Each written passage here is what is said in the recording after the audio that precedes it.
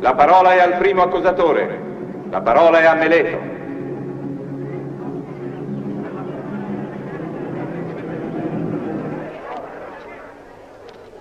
Io non sono stato spinto da interessi personali venendo davanti a questo tribunale per accusare il nostro concittadino Socrate del crimine di impietà.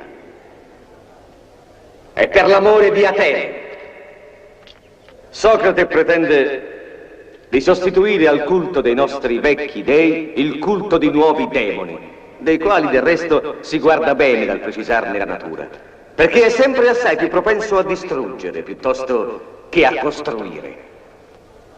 Questo crimine, ora che abbiamo ritrovato la pace, minaccia di scatenare contro la nostra patria, contro Atene, la giusta collera dei nostri dei.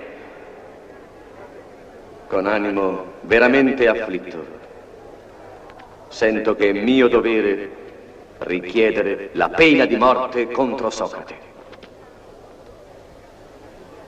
L'esistenza stessa di Atene è nelle vostre mani.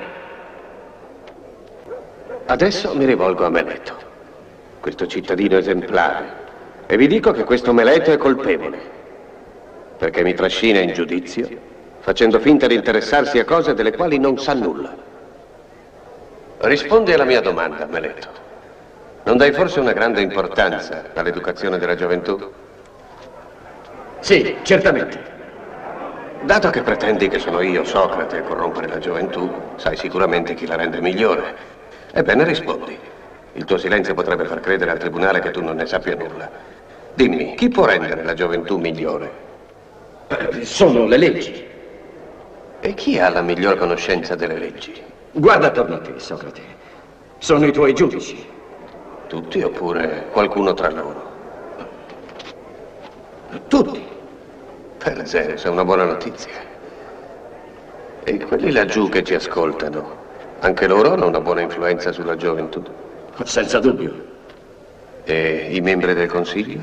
I membri del Consiglio, anche loro. Insomma, tutti gli ateniesi hanno una buona influenza sulla gioventù. Tutti salvo Socrate che invece la corrompe. È questo che vuoi dire? Sì, e con tutte le mie forze. Ah, che pover'uomo questo Socrate. Che orribile destino. E che grande felicità sarebbe se fosse vero che tutti nella città hanno una buona influenza sulla gioventù e che un solo uomo, questo Socrate, la corrompe.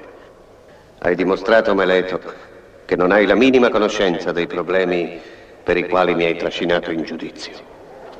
Ma dimmi ancora, non è forse vero che i cattivi fanno sempre del male a chi li avvicina, mentre i buoni fanno loro sempre del bene?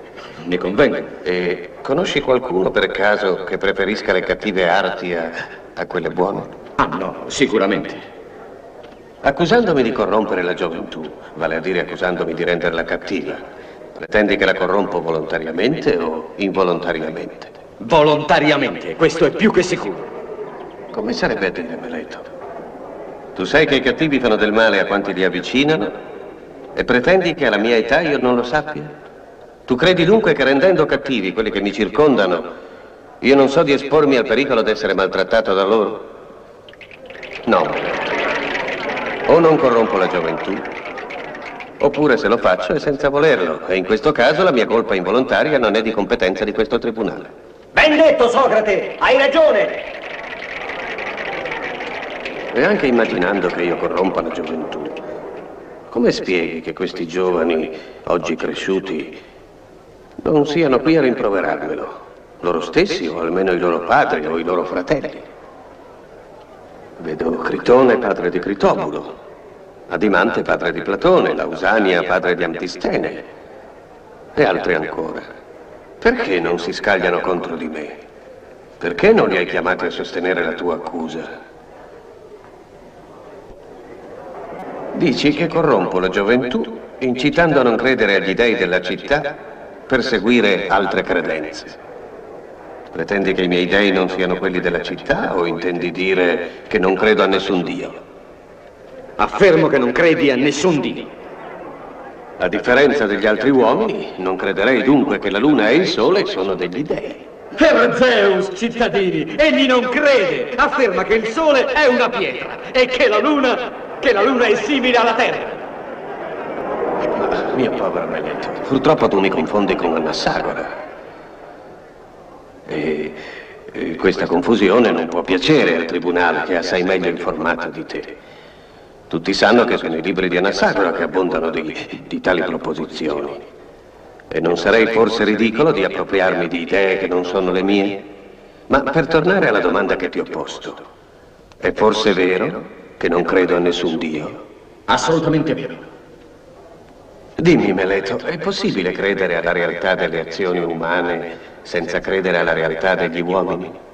È possibile credere nell'equitazione, per esempio, senza credere all'esistenza dei cavalli? No? E ancora, si può credere alle manifestazioni di una potenza soprannaturale senza credere a questa stessa potenza? Si può credere agli atti degli dei senza credere agli dei? No, è impossibile. Ah, finalmente rispondi giusto. E allora ammetti che se credo alla manifestazione di una potenza soprannaturale, credo implicitamente all'esistenza di questa potenza. Cittadini ateniesi,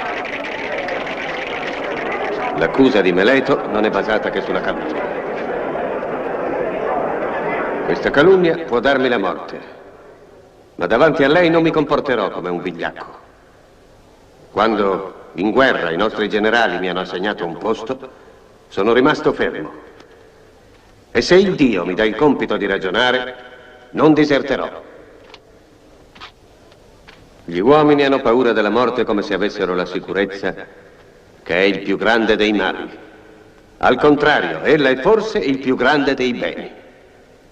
E la saggezza è di riconoscere la nostra ignoranza per quanto la concerne. Vi amo, ateniesi, ma più che a voi è al mio Dio che obbedirò. E poiché è Lui che me lo comanda, fino al mio ultimo respiro non cesserò di ragionare. Ascoltatemi. Per quanto concerne la mia vita personale, sono sempre stato di una negligenza che non è quella di ogni uomo comune.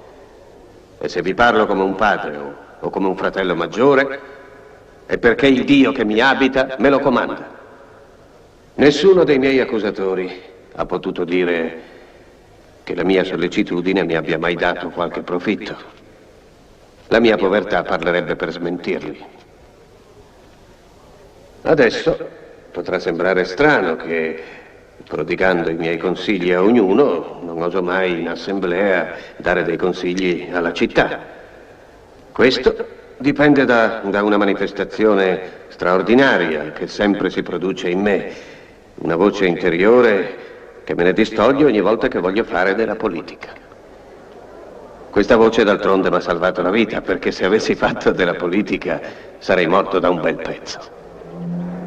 E adesso, cittadini ateniesi, ho terminato il mio discorso. Non tenterò di ispirarvi pietà né tantomeno di strapparvi la soluzione.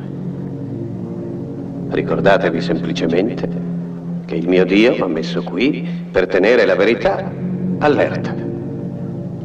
Se vi lasciate convincere dai miei accusatori, mi ucciderete. E il Dio, dopo la mia morte, non vi invierà più nessuno che difenda la verità. Vi immergerà in un interminabile torpore. Riflettete. E ora mi rimetto a voi, che giudicate secondo leggi che rispetto. E la vostra decisione sia la migliore per tutti noi.